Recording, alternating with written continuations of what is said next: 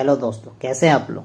देखते हैं कैसे कैथोलिक परिवार में पैदा हुई सबिहा, इनका पूरा नाम कारोल बोर्श था, कैसे वो इस्लाम के पवित्र छाये में दाखिल हुई। चलिए शुरू से इनकी स्टोरी जानते हैं। Sabiha Khan, North Africa. सबिहा खान जिनका पुराना नाम कारोल बोर्श था, इनका संबंध उत्तरी अफ्रीका से, नॉर्थ अफ्रीका से। मैं उत्तरी अफ्रीका, ये अपनी स्टोरी बताती है सबिहा खान कि मैं उत्तरी अफ्रीका के कैपटाउन शहर में कैथोलिक परिवार में पैदा हुई और होश संभालने पर कॉन्वेंट स्कूल में दाखिल कराई गई। यहाँ पर जो एक पारंपरिक विचारों वाली धार्मिक अध्यापिका नन्स की निगरानी में मेरी शिक्षा दी जाए, लेकिन इनका टीचिंग्स होते रहा, जो एक कन्वेंशनल जो चला आ रहा था एक, उस हिसाब से नन्स की निगरानी में मेरी शिक्षा दीक्षा होती रही, इनकी पढ़ाई लिखाई होती रही नन्स की निगरानी में। लेकिन सच्ची बात यह है कि बहुसंख्य छात्र छात्राओं की तरह मेरे भी मन मस्तिष्क पर धर्म का कुछ भी प्रभाव नहीं पड़ा। यानी कि जैसे मैक्सिमम छात्र छात्राएं होती हैं, जो स्टूडेंट्स होते हैं, उनके दिमाग पर कुछ नहीं पल्ले पड़ता धर्म का, तो इस तरह इनके भी कुछ पल्ले नहीं पड़ा। और मैंने कभी भी गंभीरता से ईसाई धर्म या बाइबल की शिक्षा प्राप्त करने की कोशिश नहीं की। धार्मिक शिक्षा बाइबल के विभिन्न पेजों पर उन्हीं के पदों पर आधारित होती, बार बार उन्हीं की पुनरावृत्ति, बार वो रिपीट होता, वो एक टीचिंग था बाइबल का, बार बार बदलता रहता, जिनके कारण रुचि के बजाय पूर्ण उकताहट पैदा होती चली जाती। यानी कि बार बार वही टीचिंग्स, वही लेसन्स बार बार दिए जाते, बार वही लेसन्स वही टीचिंग दिए जाते, इसकी वजह से बार बार ये उकताहट से पैदा होती चली गई। स्कूल में जानबूझकर इस बात की पूरी कोशिश की जाती है कि इस्लाम धर्म, इस्लाम मजहब, इस्लाम रिलीजन या हजरत मोहम्मद सल्लल्लाहु अलैहि वसल्लम के नाम की भनक भी छात्रों के कानों में न पड़े। जाहिर सी बात है, सच जाहिर हो जाएगा तो झूठ मिट्टी जाना है। उत्तरी अफ्रीका पर एक लंबे समय तक, नॉर्थ अफ्रीका पर एक लंबे समय तक अंग्रेजों का शासन रहा और उनके प्रभाव के कारण पूरे समाज पर यूरोपीय प्रभाव बहुत गहरे हैं। यानी कि पूरा जो समाज है उस पर यूरोपीय कल्चर ढाया, मतलब छाया हुआ है, एक तरह से वेस्टर्न कल्चर बोल सकते हैं, मॉडर्न वेस्टर्न सिविलाइजेशन पूरी तरीके से छाया हुआ है। विशेषकर गोरे लोगों का रहन सहन तो पूरी तौर पर यूरोपियन है। इसलिए स्कूल की शिक्षा के दौरान सामान्य प्रचलन और वातावरण से प्रभावित होकर मैंने भी भरपूर आज़ादी के वातावरण में जीवन व्यतीत किया। यानी कि एक तरह से आज़ादाना माहौल था एकदम, जिस तरह से यूरोप में होता है। बेफिक्री के दिन थे, उमंग भरी रातें थी और भोग विलास के व्यापक अवसर प्राप्त थे। यानी कि कोई रुकावट नहीं थी, कोई रोक टोक नहीं था, हर तरह के एंटरटेनमेंट के साधन मौजूद थे। कभी भूलकर भी अपने मालिक का ख्याल ना आया, अपने क्रिएटर का, अपने बनाने वाले का ख्याल नहीं आया। न कभी सोचने का टाइम मिला कि भोग विलास के अतिरिक्त, यानी कि ये जो एक मतलब इंटरटेनमेंट वाला ज़िंदगी, आज़ादाना ज़िंदगी, मस्ती भरी ज़िंदगी के अलावा भी कोई ज़िंदगी का कोई लक्ष्य है, ये सोचने का कभी मौका ही नहीं मिला। इस तरह से मैं बिजी थी अपनी लाइफ में। किंतु कभी कभी दिल में हल्की सी चाहत पैदा होती कि काश खुदा के साथ भी मेरा ऐसा संबंध स्थापित हो जाता, लेकिन यह समझ में ना आता कि यह कैसे हो सकता है। यूं भी मैंने इस इच्छा को अपनी वरीयता सूची के बिल्कुल आखिर में रखा था। मतलब कभी कभी ख्याल भी आ जाता तो वो कोई ऐसा मेरे लिस्ट में नहीं था, बस ऐसे ही था कि हाँ कभी देख लूँगा।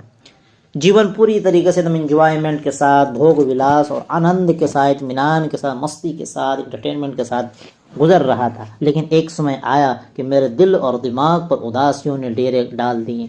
जब भी अकेली होती, सख्त परेशानी और मायूसी मुझे घेर लेती। कैसे न घेरे, क्योंकि रूह तो बेचैन है। रूह तो एक ही चीज़ से सुकून पाती है, रूह है अपने क्रिएटर की याद से।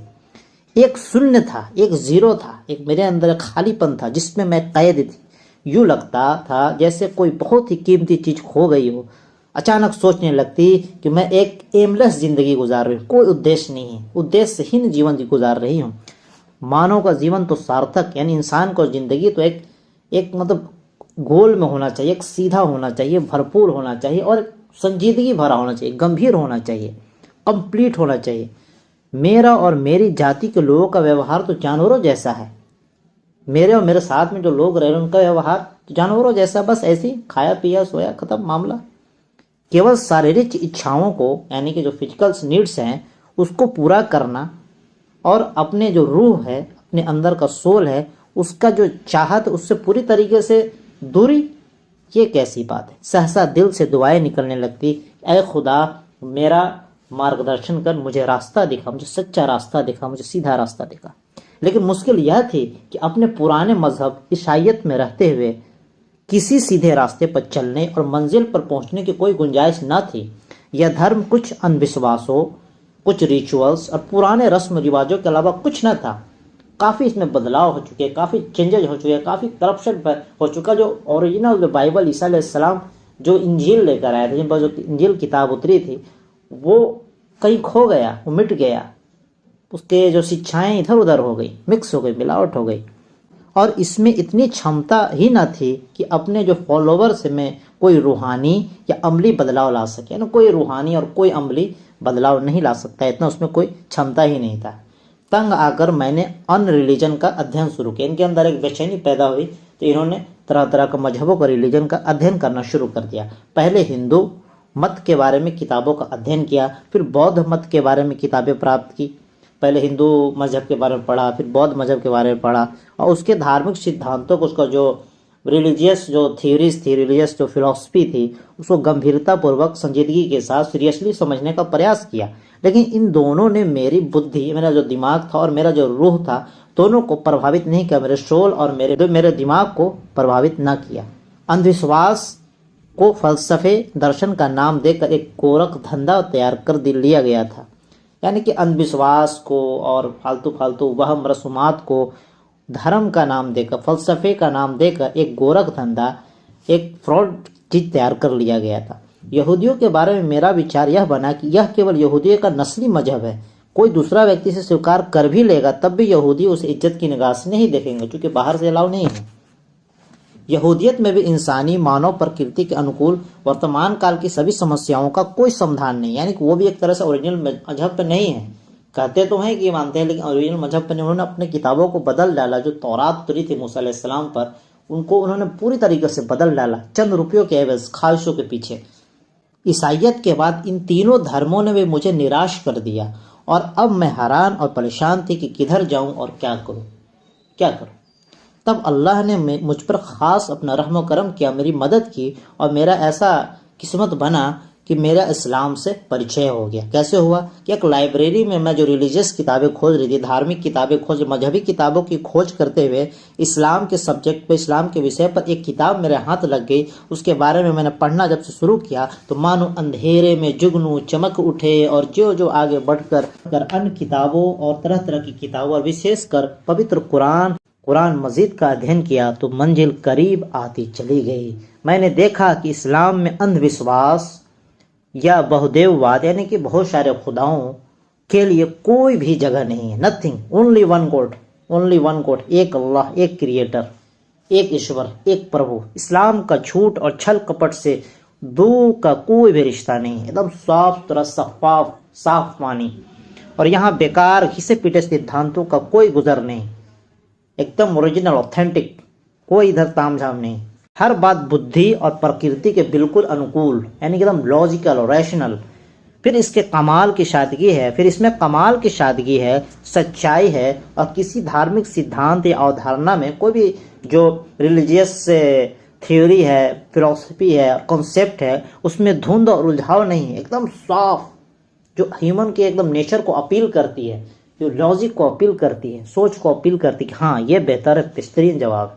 और सबसे इम्पोर्टेंट बात, महत्वपूर्ण बात यह है कि यद्यपि हावेवर यह एक 14 सदी पूर्व आया था, यानी 1400 साल पहले आया था, फिर भी सरप्राइजिंगली या सर्जनक रूप से यह आज के आधुनिकतम, यानी कि आज मॉडर्न जो एज है और जो एक नया एज है, न्यू एरा, और ये वैज्ञानिक जो है, साइंटिस्ट जो एज चल रहा है, इसके जो अपेक्षाएं हैं, यानी इसकी जो नीड्स है, उसकी जो आवश्यकता है, उसको पूरी तरह इस पर खरी उतरती है। यानी कि ये कभी ये नहीं होने वाला है, ये हमेशा क़यामत तक के लिए एक तरह से हर सवालों का जवाब, जो भी एक सोचने वाला इंसान सोचेगा उसका जवाब मिलने वाला है इसमें। उसके अपने ज़िंदगी के प्रति मकसद क्या है ज़िंदगी का, ज़िंदगी आने से पहले वो कहाँ था, ज़िंदगी किस तरह से गुजारनी है, किस तरह से लोगों को सही बात बतानी है। कुरान ने मुझे विशेष रूप से प्रभावित किया। खास तौर पे यह धार्मिक पुस्तकों के इतिहास में एकमात्र ऐसी किताब है जो पूरी तरीके से एकदम साफ, शुद्ध है, 100% और अनचेंजेबल है, चेंज नहीं हुआ है। चैलेंज भी है कि कोई इसको चेंज नहीं कर सकता। और जिस प्रकार हजरत मोहम्मद सल्लल्लाहु अलैहि वसल्लम पर ये उतरी थी उसी रूप में संसार में मौजूद है। हालांकि अन्य जितने भी और भी धार्मिक किताबें, रिलीजियस बुक है, उसमें अनेक अनेक प्रकार के हर तरह तरह के उसमें चेंजेज आ गए। विशेषकर बाइबल का तो हुलिया बिगाड़ दिया गया और वह असली किताब जो हजरत मसीह पर उतरी थी आज संसार में, आज वर्ल्ड में कहीं मौजूद नहीं है।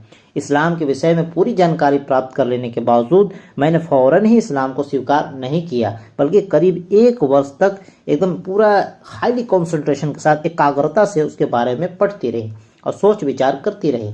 इसी बीच इंग्लैंड के प्रसिद्ध संगीतकार केंट स्टीवेंस ने इस्लाम कबूल किया और उसके जो कारण उन्होंने बयान किए, उन्होंने इस्लाम पर मेरे यकीन को और मजबूत कर दिया, मेरे यकीन को पुख्ता कर दिया। फिर एक दिन कलिमा मैंने पढ़कर, यानी कि जो कलिमा होता है इस्लाम लाने के लिए पढ़ना पड़ता है बस ज़बान से, उसको पढ़कर मैं इस्लामी बिरादरी की सदस्य बन गई, इस्लामी बिरादरी की एक तरह से मेंबर बन गई। इसके लिए मैं अल्लाह की बहुत ही शुक्रगुजार हूँ। अल्हम्दुलिल्लाह। इस्लाम को स्वीकार करने के बाद सबसे पहला जो मुझ पर एक रहस्य उद्घाटन हुआ, यानी कि एक तरह से एक रहस्य खुला, एक राज खुला कि ईसाईयत इस्लाम में खुदा की अवधारणा के बारे में बहुत अंतर है। यानी कि जो खुदा का कॉन्सेप्ट ईसाइयों में दिया गया था और खुदा का कॉन्सेप्ट इस्लाम में है, ये काफ़ी दोनों में काफ़ी चेंज है। ऐसे तो ओरिजिनल जब ईसा अलैहिस्सलाम पर जो इंजील जो उतरी तो उसमें तो वही था कॉन्सेप्ट, लेकिन बाद वाले लोगों ने उनको बदल डाला।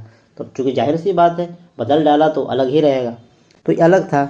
ईसाइयों का खुदा आसमान नरमी का मालिक है, उसमें किसी को नुकसान नहीं हुआ। कर्म और आचरण, यानी जो भी काम करे, जो भी उसके ज़िंदगी के है पहलू है, उसके संबंध में मनुष्य कुछ भी नहीं पूछता, कुछ भी अपेक्षा नहीं रखता और मानने वालों को पूरी आज़ादी देता है कि वो जो चाहे करते फिरे, और कभी मूड हो तो उसमें थोड़ा बहुत याद कर लिया करे। यह इसकी विशेष एक तरह से कृपा है और उसने अपने इकलौते बेटे को खुद ही सूली पर चढ़ा दिया, चढ़ाकर क़यामत तक समस्त ईसाइयों को पाप मुक्त कर दिया। कितना बेहुदा सा कॉन्सेप्ट है। देखिए कि लग रहा है कि जान छुड़ाने की बात है, यानी कोई भी गुनाह करो बस सूली पर चढ़ गया, बस हो गया काम खत्म। अब देखिए खुदा की इस विचित्र अवधारणा के बारे में, इस अलग तरह के कॉन्सेप्ट जो ईसाईयत में दिए गए थे, इस कॉन्सेप्ट के बारे में जब भी मेरे मन में सवाल पैदा होते तो मैं उनको व्यक्त करती तो जवाब में बहुत हिम्मत को पस्त कर देने वाली दुखद प्रतिक्रिया का, दुखद रिएक्शन का सामना करना पड़ता। यानी जब भी मैंने सवाल पैदा होता, पूछने की कोशिश करती, तो मुझे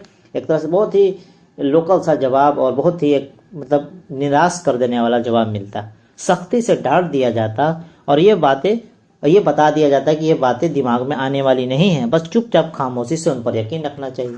बस हो गया टका सा जवाब। लेकिन इस्लाम कबूल किया तो पता चला कि ऑलमाइटी अल्लाह, सर्वोच्च सबसे ऊपर अल्लाह की हस्ती, संसार की सबसे बड़ी ताकत ऑलमाइटी, वह जीवंत है, वह हमेशा जिंदा है और शाश्वत सत्ता, हमेशा उसी का अधिकार है हर चीज पर, हमेशा से है, हमेशा रहेगा।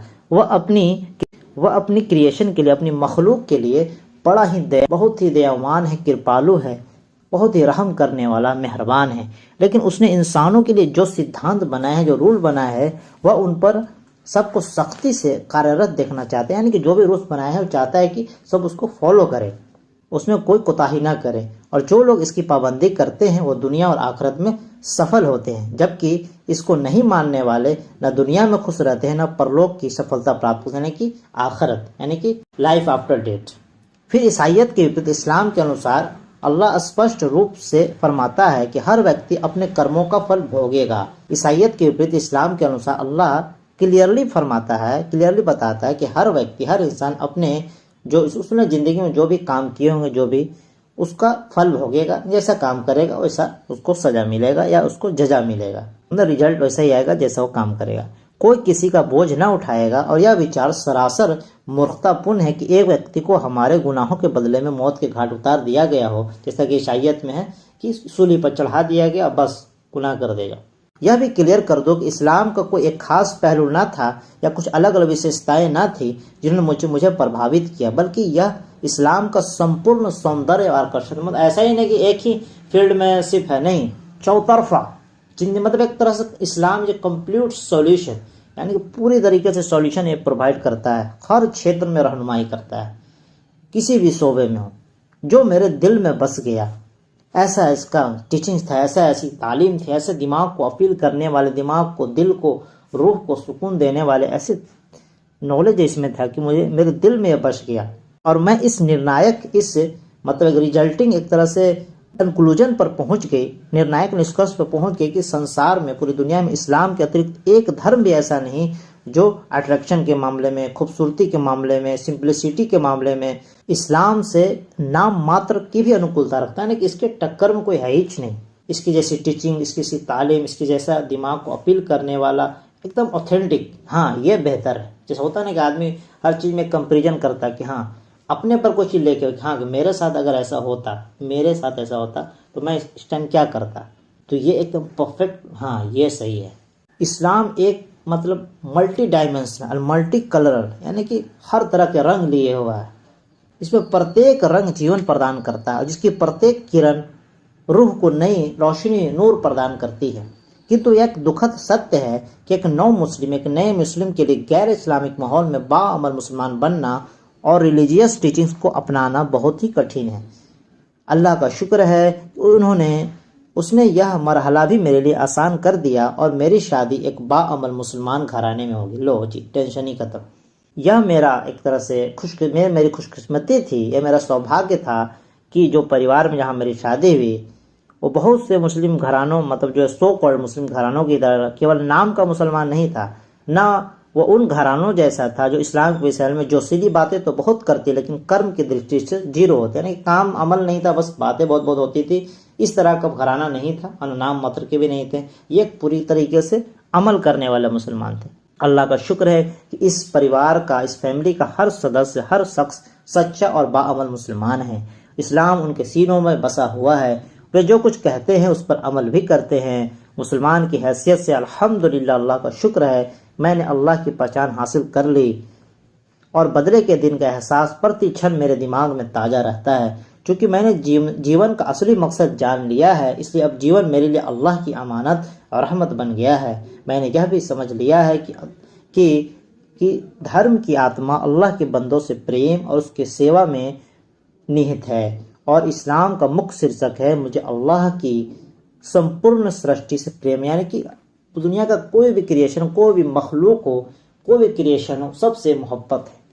हर तरह की क्रिएशन से मोहब्बत, हर तरह की खलकत से मोहब्बत है, यानी अल्लाह की हर तरह की क्रिएशन से, हर तरह की जो भी चीज़ें उसने बनाई है दुनिया में, हर चीज़ से मोहब्बत है। अल्लाह का शुक्र है कि मेरे 2 बच्चे हैं, 4 वर्षीय बेटी तशकीन, 2 वर्षीय बेटा सिराज। मेरी इच्छा है कि दोनों इस्लाम के सच्चे और बाअमल फॉलोअर बन जाए। मैं कोशिश करूंगी कि वे कुरान से अपने रिलेशन को बहुत मजबूत बना ले, दिलों में अल्लाह का सच्चा खौफ पैदा कर ले और इस्लामिक शिक्षाओं पर इस ढंग से चलते रहे कि यह पश्चिमी गैर इस्लामिक माहौल के देश में दूसरों के लिए रोशन मिसाल बन जाए। ये एक खूबसूरत सी स्टोरी थी। सबीहा खान, इनका पूरा नाम कारोल बोश था। कैसे ये कैथोलिक क्रिश्चियन से मुसलमान बनी, एक सफ़र था, काफ़ी खूबसूरत सफ़र। तो जब भी लोगों को सच की तलाश होती है तो सच ऊपर उसका बनाने वाला अल्लाह, खुदा, गॉड उसको सच तक पहुंचा देता है। तो आपको भी अगर सच की तलाश है तो खुले दिल से आप खुले मन से बोले कि ऐ बनाने वाले रब, ऐ बनाने वाले गॉड, ऐ क्रिएटर, अगर कोई है तो मुझे सही रास्ता दिखा। तो ज़रूर आपको सही रास्ता दिखाएगा। आपको थोड़ी कोशिश करनी है, थोड़ा तलाश करना है, आपको मांगना है। आप मांगे तो सही, रास्ता तो मिलेगा ही मिलेगा इंशाअल्लाह। चलिए बने रहे हमारे चैनल के साथ।